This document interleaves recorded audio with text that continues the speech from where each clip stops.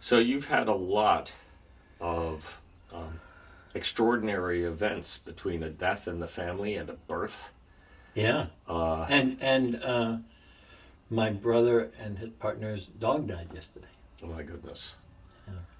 Well, it's sad to say that it almost seems minor in light of the other events, but I suppose the dog is just as important in the scheme of things as we humans. Well, Abbott had an interesting time. He was a Mexican orphan dog, Oh, yeah. and my brother and his partner Fred were visiting friends, and they were introduced to this dog, and Fred fell in love with him and brought him north, and uh, it, it was a challenge for a while, but yeah, I was able to see Abbott a couple of weeks ago because he was deaf and blind Mm-hmm. at the end. Mm-hmm. Mostly how I live my life. Kind of like Tommy. Yeah. Well, But more, as you said, the greater events is loss of a brother and a grandson. A new grandson was born Tuesday. mm-hmm. Well, it's a lot. Yeah. So, do you feel that there's a sense of symmetry in those events for you emotionally, or? I didn't think of it that way, but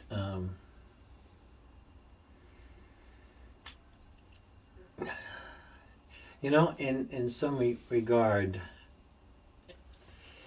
my brother was released from this life, Mm-hmm. and I really believe that I felt that, Mm-hmm. and this process when Arlo came into form, is sort of the opposite.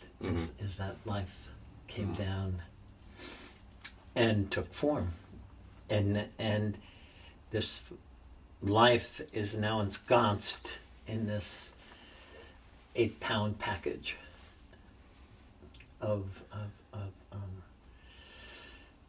flesh and a unceasing brain that's trying to understand a new environment Mm-hmm. that exists. Yeah. You know. Well, it's funny because as we grow older, we begin to assume that that's not going on anymore and that we figured some things out, and I'm totally unsure of that at this point in my life. Yeah. We accept so much as given.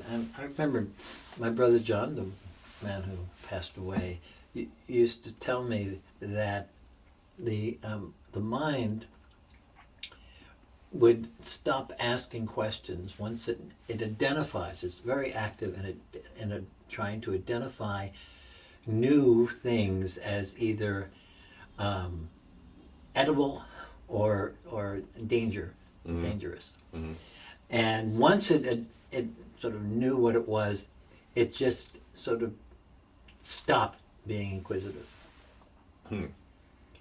And he used to tell me, that makes sense if when you put on your clothes in the morning, you have a sense of, you feel the tension in the waist, I do, or the looseness and the weight.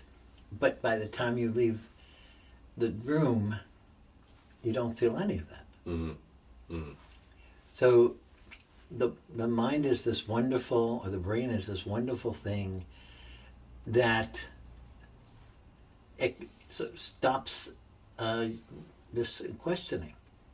And this is something that one has to work against, because I see you and my brain goes, oh, I know Lee.